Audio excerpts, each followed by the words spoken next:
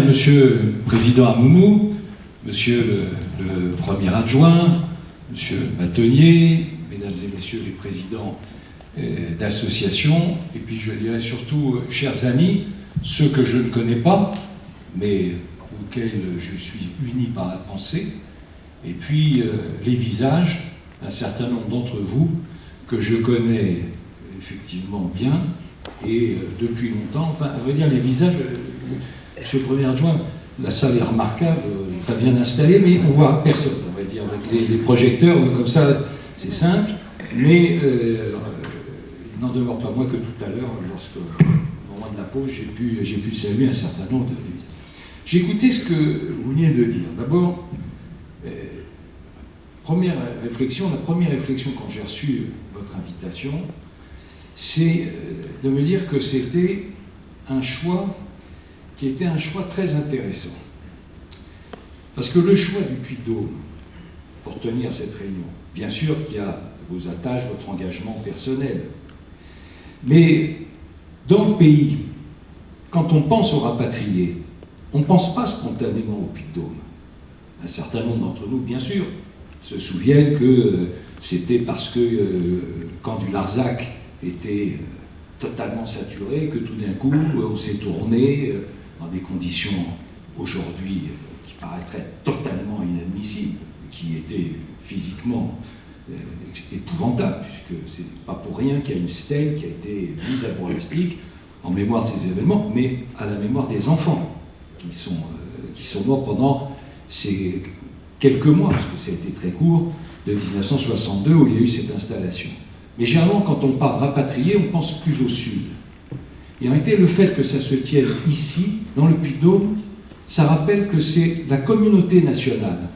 Ce n'est pas des secteurs géographiques, ce n'est pas des lieux où la communauté s'était retrouvée. Non, ça concerne l'ensemble du pays. Et donc je trouve ça bien que votre initiative se tienne ici, avec des responsables qui sont venus bien au-delà de l'Auvergne. La deuxième réflexion, c'est en vous écoutant. Je me suis dit, finalement, votre rencontre, vos initiatives et vos travaux, honnêtement, je serais très intéressé d'ailleurs d'avoir la synthèse de vos travaux, finalement démontrent quoi? Démontrent à la fois un succès et un échec. Le succès, il est évident, c'est que vous vous retrouvez, beaucoup d'entre vous ont des sensibilités, des parcours, des histoires différentes, mais malgré tout, il y a ce que vous avez évoqué, une communauté de destin, et puis il peut bien sûr y avoir des nuances, c'est pour ça qu'il y a plusieurs associations, et tout ce qui va dans le sens de l'unité, c'est valable dans tous les domaines, doit être encouragé. Et donc le fait que vous vous retrouviez, oui, c'est un succès. Et en même temps, c'est un échec. Parce que pour qu'il y ait besoin de se retrouver pour former et formuler un certain nombre de revendications face à chacun utilise ses mots, face à l'abandon, face au drame, face à l'oubli, face au drame, eh bien c'est le signal que ça n'a pas fonctionné. Moi je suis député au Parlement européen. Avec les Allemands, on ne discute plus, ça ne veut pas dire qu'on oublie. Mais il n'y a pas de nécessité de reparler encore aujourd'hui de réparation, de loi. C'est fait. Donc c'est aussi un échec parce que si 60 ans après, on est obligé encore d'y réfléchir, ça prouve que ça n'a pas fonctionné ou pas suffisamment fonctionné. Et je trouve que le fait que vous organisiez cette rencontre à la veille d'une année où il y aura bien sûr le débat sur les accords d'Évian et les conséquences. Puis permettez-moi aussi, où il y a un débat, c'est peut-être un petit peu polémique ce que je vais vous dire, mais il y a aussi une réflexion qui est engagée sur la panthéonisation de Gisèle Halimi. Je ne sais pas si vous y avez fait attention. Et personnellement, j'ai été extrêmement choqué. Moi, je ne mets pas en cause son action, son engagement, ses choix. Enfin, c'est quand même elle qui a expliqué que les femmes ennemies des femmes, c'était les femmes harkis. Ce sont les mots qu'elle a utilisés. Et donc, le fait que de ce débat qui soit engagé sur ce transfert de ces centres, paix à son âme, je trouve aussi que c'est assez symbolique. Parce que vous n'avez pas utilisé un mot et ça m'a fait plaisir. J'ai écouté avec beaucoup d'attention tous les mots que vous avez pris. N'avez pas employé le mot de repentance. Je vous dis, peut-être que ça ne fait pas parmi vous, mais moi j'en peux plus de la repentance. En revanche, la responsabilité, oui, vous avez raison de l'utiliser. Et la repentance, on en étouffe de la repentance. Pourquoi on en étouffe? Parce que l'histoire, c'est un tout. On assume notre histoire, avec ses succès, avec ses échecs, avec ses drames, avec ses oublis, avec ses pardons. Mais la repentance, c'est autre chose. Donc, oui, il y a la responsabilité. Alors, je crois que vous en avez parlé ce matin, il y a la question des initiatives qui sont lancées, notamment à l'initiative d'un député, qui a son représentant ici, Julien Aubert, et j'ai vu la proposition, enfin la réaction très vive, ça ne me surprend pas d'ailleurs de votre part, mais la réaction très vive sur le principe de cette initiative, en disant les 32 députés LR n'ont pas forcément compris ce qu'il en était. Bon, moi, si ça vous va, moi je transmets, je vois Julien Aubert certainement mardi matin, et je lui dirai, Monsieur Hamon, président, n'en veut pas. Je ne suis pas sûr que ça soit exactement le cas de tous vos mandants. Je ne suis pas sûr. Mais je comprends néanmoins le principe. Je comprends le principe de la réaction, et il faut comprendre le principe de cette initiative.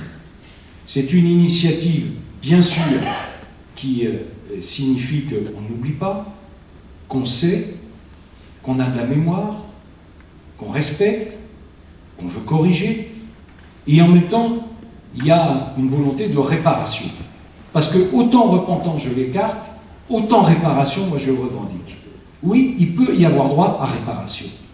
Et donc c'est pour ça que ces parlementaires, c'est pas tous les parlementaires, mais puisque c'est 32 ou 33, et donc les parlementaires, je ne sais pas, LR, ça doit être une centaine à peu près, au total.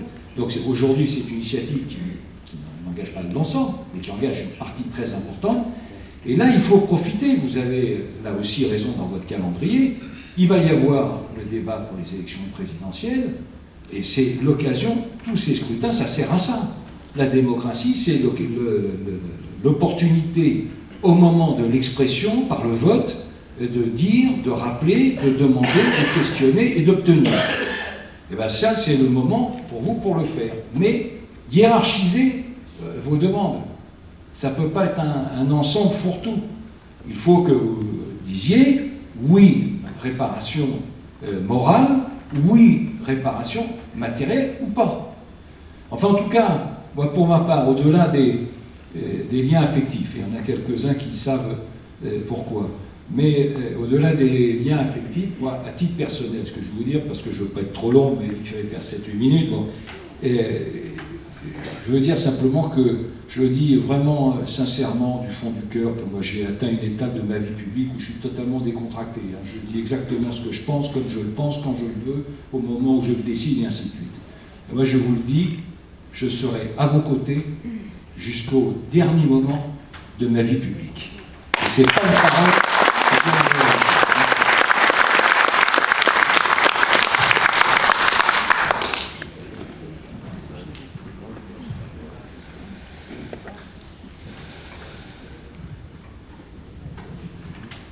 Merci, Monsieur Brice Hortefeux.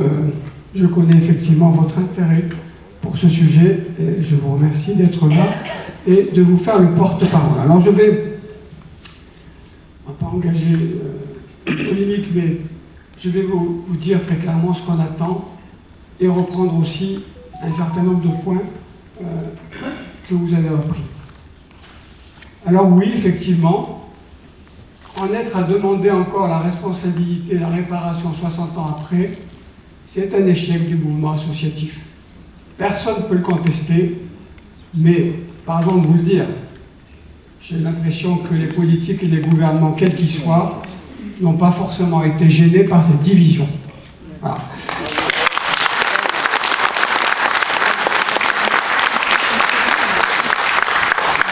Quelquefois, ils l'ont même encouragé. Et si je reprends l'exemple très récent de Julien Aubert, effectivement, il a fait cette tribune dans le JDD en disant il faudrait accorder une allocation spéciale, je reprends ces termes, c'est important, une allocation spéciale à l'occasion du 60e anniversaire du 19 mars.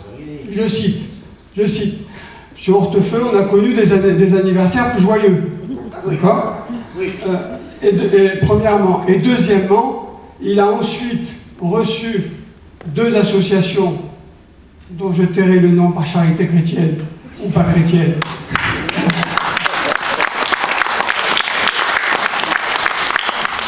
Il a reçu 2 associations qui le représentent qu'eux-mêmes, et suite à ça, M. Aubert persiste et signe, puisqu'il déclare à un journaliste de la Dépêche du Midi ou du Midi Libre, je ne sais pas, enfin, par là-bas, en disant 99,9% des harkis sont d'accord avec ma proposition. Est-ce que vous êtes d'accord avec cette proposition ? Vous lui direz que ces statistiques, je ne sais pas comment il les calcule, mais visiblement, il n'a pas vu beaucoup de présidents d'associations et d'associations crédibles. Parce que vous le savez très bien, il y a à peu près, sur le papier au journal officiel, 200 associations. Des associations qui font des assemblées générales, qui ont des présidents sérieux et crédibles, il n'y en a pas 30. Et vous en avez ici, disons 40 pour être... C'est un jour de générosité, 40, mais... Et vous en avez les 3/4 ici. Voilà. Donc ça, il faudra dire. Alors, je reconnais que le représentant de M. Aubert nous a dit qu'il reconnaissait une maladresse. C'est un euphémisme. Mais je le prends. Voilà.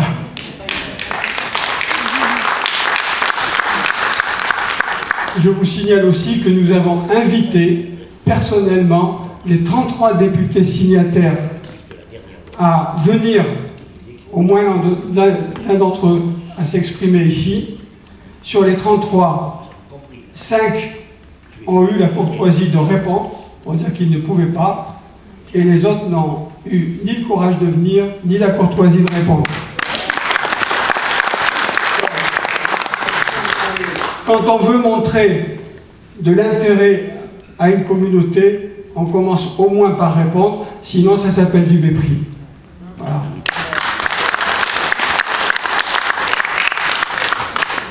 Voilà. Pour Halimi, désolé, mais je ne vais pas en parler parce que c'est un faux problème. C'est le genre de truc qu'on agite comme ça pour faire oublier le reste. Halimi, personne ici, évidemment, n'a demandé qu'elle aille au Panthéon. Nous, on a demandé qu'il y ait des gens comme le Bachaga Boualem ou Rabat Khelif qui a désobéi aux ordres pour sauver 300 ou 400 ou plus pieds noirs le 5 juillet au Oran, soit au Panthéon.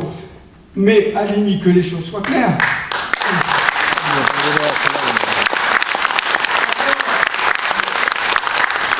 Mais ne perdons pas de temps avec cette polémique Halimi. Elle n'ira pas au Panthéon. L'Élysée, comme sa famille, on dit très clairement qu'il n'en a jamais été question, que ce qui était prévu et demandé, c'était un hommage national. Voilà. Qu'on fasse un hommage national à la féministe, pourquoi pas, encore qu'elle n'est pas la seule, il y a d'autres femmes qui se sont battues avant et après elle pour la cause des femmes, mais évidemment, si Gisèle Halimi entre au Panthéon, il va falloir faire des travaux pour agrandir le Panthéon, parce qu'il y en a d'autres qui méritent d'y aller. Voilà. Donc, je ne vais pas perdre plus de temps là-dessus. Alors après, vous avez parlé de repentance, on n'a pas utilisé ce mot. Et la philosophe en a très, très bien parlé hier, en parlant aussi du pardon. Elle dit, il y a de toute façon des choses impardonnables. Et par conséquent, ça ne sert à rien de demander à l'État de vous demander pardon, parce que vous, ou ceux qui sont morts, ne peuvent pas lui donner ce pardon. Comment on peut pardonner qu'on ait laissé mourir des enfants de froid? Donc, non, pas de repentance, pas de pardon.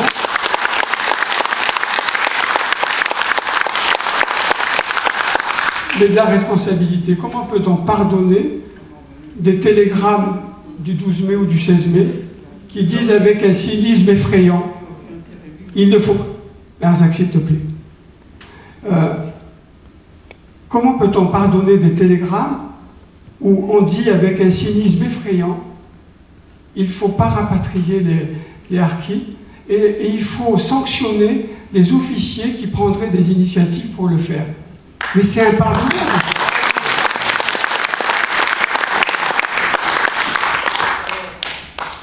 Voilà. Et puis, dernier point avant de conclure quand même sur ce qu'on attend. Et ça va faire le lien avec une autre table ronde dont je n'ai pas parlé ce matin, qui est la table ronde avec la députée Christine Pires-Beaune, Parti Socialiste, avec Guy Lavocat. Valérie Thomas, députée La République En Marche, devait venir. Elle a envoyé un message ce matin disant qu'elle était souffrante. Mais comme Guy Lavocat était là et qu'il a été membre du bureau exécutif de la République En Marche, on l'a invité à s'exprimer, ainsi que Thibaut Fraisse, qui a parlé au nom d'Oser la France, le mouvement ou le courant de Julien Aubert. Et ce qui est important à retenir de cette table ronde, et j'espère qu'on l'a tous entendu et tous gardé en mémoire, c'est deux choses à mon avis très importantes. La première, c'est que tous disent, s'il y a un projet de loi du gouvernement, nous le voterons. Parce que c'est une question qui dépasse la politique politicienne. On doit être capable de prendre de la hauteur et pour dire que là, ce qu'on est en train de voter, ce n'est pas une loi pour la gauche ou pour la droite, ce n'est pas une loi pour aller gagner des voix avant les élections, c'est une loi qui est sur le registre de la vérité, de la justice, de la morale et de l'honneur de notre pays.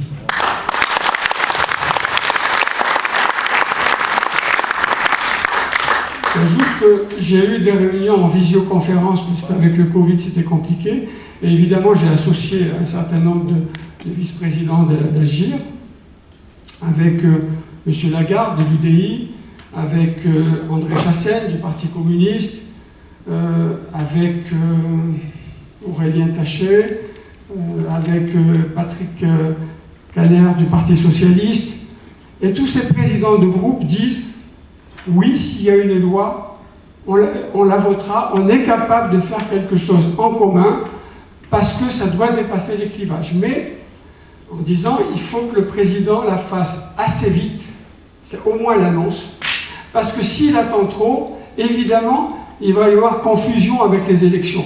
Et on va dire il fait ça pour avoir des voix. Moi, je peux vous dire que, je l'ai dit ici à mes amis et collègues, j'ai eu l'honneur de rencontrer le président de la République pendant près de 2 heures sur ce sujet, avec 3 autres personnes. Il a demandé à ce qu'on travaille ensuite avec ses équipes. Donc j'ai eu l'occasion d'en discuter plusieurs fois avec son conseiller mémoire, à l'Élysée, avec son chef d'état-major, avec un membre du cabinet du Premier ministre, avec la juriste du ministère des Armées.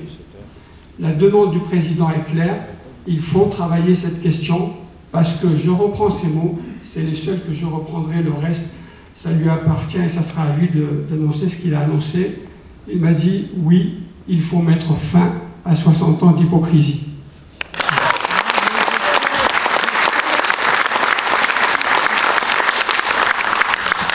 Parce que l'hypocrisie, là il ne l'a pas dit, c'est moi qui le dis, l'hypocrisie, ça consiste au président de la République précédent, que ce soit Jacques Chirac, encore que c'est un peu différent parce qu'il a fait quand même une loi, il a fait des choses, mais que ce soit Nicolas Sarkozy, qui, 15 jours avant la fin de son mandat, va à Rivesaltes et nous dit c'est pas bien ce qu'on a fait au Harkis.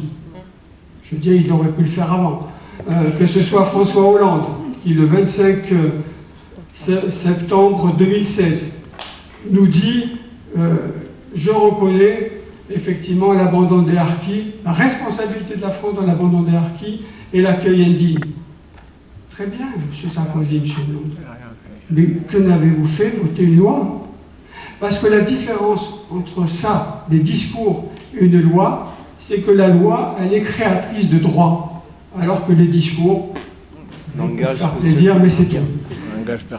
Alors ce qu'on dit aujourd'hui, ce que je dis au président, c'est qu'on ne veut pas un beau discours pour le 25 septembre. On veut une annonce forte de projet de loi. Et ce projet de loi, parce que si c'est une proposition de loi, ça va être compliqué. Avec les niches parlementaires, l'agenda est chargé. Si c'est un projet de loi du gouvernement, ils trouveront le temps pour le caser, il n'y a pas de souci. Et dans ce projet de loi, ce sur quoi on est tous d'accord, c'est qu'on veut une loi de responsabilité par l'État français de 62 de l'abandon des harkis et la réparation de ses conséquences. Alors là-dessus, évidemment, il va falloir travailler parce que c'est large. Les conséquences, elles sont très larges. Voilà ce qu'on attend, qu'il y ait à côté des mesures de solidarité pour aider les personnes les plus précaires, comme on le fait pour tout citoyen français. Il n'y a pas de problème. C'est important et c'est l'honneur de notre pays d'aider ceux qui en ont le plus besoin. Mais ces mesures de solidarité n'ont rien à voir avec une loi de réparation. Parce qu'on n'est pas sur le même registre. D'un côté, vous êtes dans la solidarité. De l'autre côté, vous êtes dans la vérité et la justice. Ça n'a rien à voir. Et ce dont on a besoin aujourd'hui, c'est de vérité et de justice.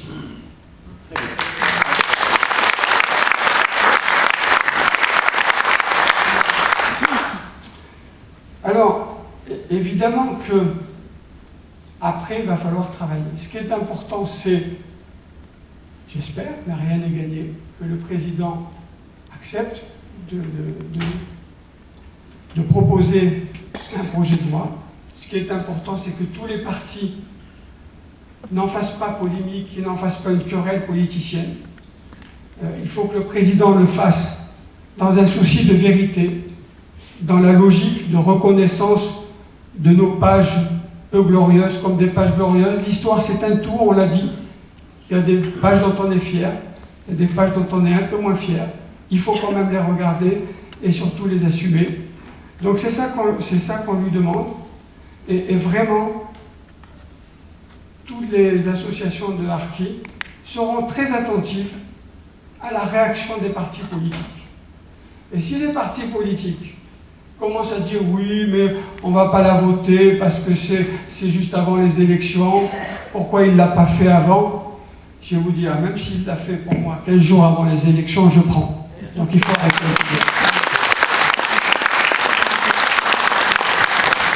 Mais évidemment, s'il l'a fait plus tôt, c'est beaucoup mieux. Et c'est ce qu'on lui a dit. Voilà. Et ensuite, il reste, ce qu'on veut aussi dans cette loi, c'est que soit acté le fait qu'il y ait une commission d'évaluation des préjudices. Et derrière, évidemment, la création d'un fonds d'indemnisation. Ce qui se fait pour les victimes de l'amiante, ce qui se fait pour les victimes des essais nucléaires, ce qui se fait en général quand on veut réparer des dommages. Donc c'est ça qu'on attend, et pas simplement une loi vide de sens qui se résumerait au fond à de la reconnaissance au sens de bienveillance, au sens de bon sentiment. Vous savez, les harkis, on vous aime bien, donc on reconnaît les sacrifices consentis. Bon, d'abord, ils étaient consentis parce qu'ils y étaient obligés. Et puis voilà, maintenant, c'est pas de ça dont ils ont besoin. Après, évidemment, il faut qu'on travaille encore tous ensemble pour aider ceux qui vont rédiger la loi, pour que peut-être il y ait des priorités. La priorité des priorités, on est tous d'accord là-dessus, ce sont les anciens. Ils ne sont plus que 3500. 3500 ? Bon, même peut-être moins. Donc d'abord les anciens, ensuite les enfants qui ont le plus souffert, peut-être parce qu'ils sont restés longtemps dans des structures de relégation, donc il n'y a pas eu d'égalité des chances. Et puis après, les autres, on verra. Mais ce que j'ai proposé quand même, je ne vous l'ai pas dit au président de la République, c'est que, en attendant, j'espère, une loi, une commission d'évaluation, mais ça prend du temps. Parce que ça prend du temps, j'ai dit ça serait quand même bien que, pour tous les anciens et leurs veuves, on double l'allocation de reconnaissance, ce qu'on appelle la rente viagère. Alors, c'est pas ça qui va mettre le budget de la France en péril. Je vais vous dire, ça va coûter moins cher que ce qu'on a dépensé pour le Covid, et beaucoup même moins cher que ce que les Gilets jaunes ont arraché, c'est-à-dire 10 milliards. Voilà. Non, la rente viagère, de mémoire, elle doit être de 253 € par mois, si on la met par mois. C'est ça? Merci. J'ai encore de la mémoire. Bon. Et ce qu'on demande, c'est pas faire de la mesurette, de pas faire du saupoudrage, de dire, comme on a fait la dernière fois dans le rapport Sceaux, grande avancée, on a augmenté la rente viagère de 400 €. Ah, je me disais, ça c'est bien. Ouais, sauf que c'est pas 400 € par mois, c'est 400 € par an. Donc ça, bon, je pense pas que ça paye même l'augmentation du prix de l'essence, vous voyez. Donc, non, il faut doubler pour que ce soit simple et symbolique. Mais que les choses soient claires, ce doublement de la rente viagère, je considère ça comme simplement une avance sur la vraie réparation. Et parce qu'ils n'ont plus le temps d'attendre, donc il faut qu'ils puissent avoir ce doublement de l'allocation, soit par mois, soit payable en une fois, pour qu'ils puissent améliorer leur retraite et finir dignement voilà, leur vie, parce que beaucoup malheureusement sont aujourd'hui très âgés, et je voudrais que voilà, qu'ils puissent profiter de ça.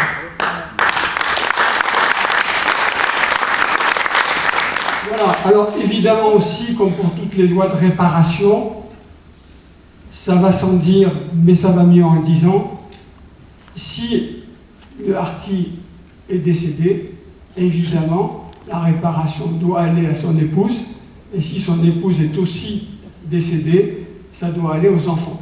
Parce que si on ne voulait indemniser, réparer, dédommager que les harkis vivants, mais ça serait d'un cynisme absolu. Parce qu'il suffit d'attendre encore 10 ans et vous n'aurez pas rien indemnisé. Hein, dans 20 ans. Merci, madame. Voilà, on aura aussi à travailler bien sûr sur la diversité des traumatismes. J'en ai un petit peu parlé tout à l'heure. Mais ce que je retiens et ce que j'aimerais vraiment que vous reteniez, c'est qu'on a envie que ce président, parce que c'est le président en exercice, peu importe qu'il soit la République en marche de droite ou de gauche, mais c'est lui qui est président, que ce président prenne au nom de la France sa responsabilité et d'aller dans ce parcours, dans ce chemin de vérité pour proposer ce projet de loi. Quand j'entends les députés tout à l'heure nous dire « c'est le bon moment », les politiques nous disent « c'est le bon moment parce qu'il va y avoir des élections, donc demandez aux candidats ». Les candidats, on les connaît depuis le temps, ça fait 60 ans. Ça fait 60 ans qu'avant chaque élection, on leur dit « qu'est-ce que vous ferez si vous êtes élus ?» Ah ben, ils nous promettent tous bons et merveilles. Voilà, je suis désolé, et après, ils ne le font pas. Donc, moi, je vous le dis ici, je ne demanderai rien aux candidats à la présidentielle. Parce que moi, je ne veux pas attendre encore après 2020 et courir après des promesses. Moi, ce que je veux, c'est demander au président en exercice. Après, si ce président ne le fait pas, eh bien que certains d'entre vous demandent à tous les candidats, et je suis sûr qu'ils vous promettront beaucoup de choses. Voilà. Voilà ce que je voulais vous dire. Donc en conclusion, oui, c'est un échec d'être encore là. Oui, j'espère qu'on ne sera plus là l'année prochaine, en tout cas pour parler de ça. On peut toujours se retrouver pour parler de choses, parce qu'il va falloir continuer à travailler quand même sur les questions de mémoire, par exemple, sur les questions d'histoire. Et là aussi, je rectifie une chose, on ne veut pas d'une loi mémorielle. Ça ne veut rien dire, une loi mémorielle. C'est pas aux députés de faire l'histoire. Moi, j'ai fait un doctorat de sociaux, mais il se trouve que je l'ai fait avec une directrice de thèse qui est historienne, et pas la moindre, puisque c'est la fille spirituelle de Fernand Braudel. Bon, les historiens font leur métier, et les députés font leur métier. Aux historiens d'écrire l'histoire, aux députés de faire qu'il y ait un peu plus de justice dans notre pays. Voilà. voilà ce que nous avons échangé. J'ai sans doute oublié des choses parce que c'était très riche. Je voudrais juste en conclusion vous remercier tous très sincèrement. On est déjà ce matin encore près d'une centaine, on était plus hier. Vous venez de différentes régions, soyez prudents pour le retour. Et comme je l'ai dit tout à l'heure, je voudrais qu'on finisse effectivement par... alors d'abord, parce que je ne voudrais pas l'oublier, je voudrais vraiment qu'on remercie très fort tous les bénévoles de la région qui vous ont servi le café, qui ont préparé les badges, qui sont allés des fois vous chercher à la gare, tout ce qui fait que ça fonctionne bien. Et s'il n'y a pas de bénévoles, hésitez une quinzaine pour vous servir, ça ne marche pas, donc je voudrais vraiment les remercier de votre temps.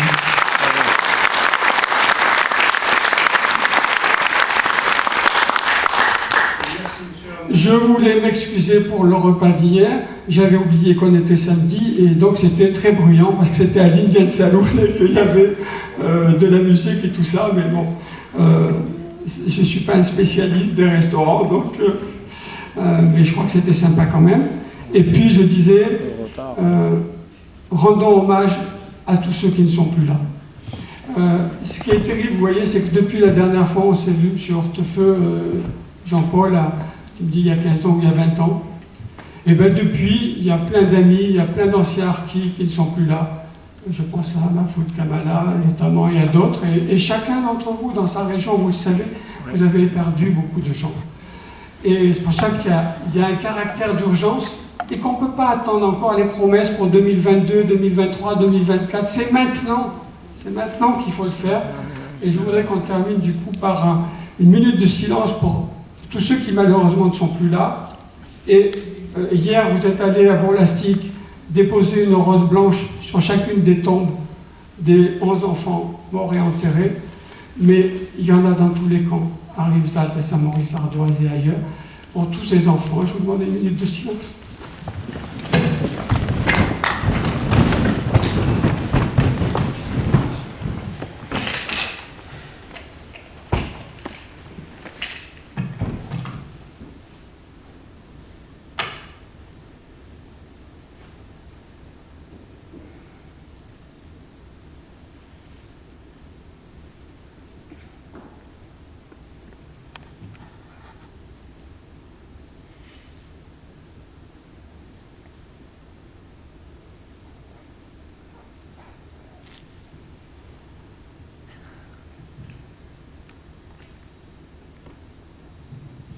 Merci beaucoup. Je vous invite à partager un petit pot de clôture avant de regagner vos belles provinces, parce que la France est faite de plein de belles régions. Merci encore, bon retour et à bientôt.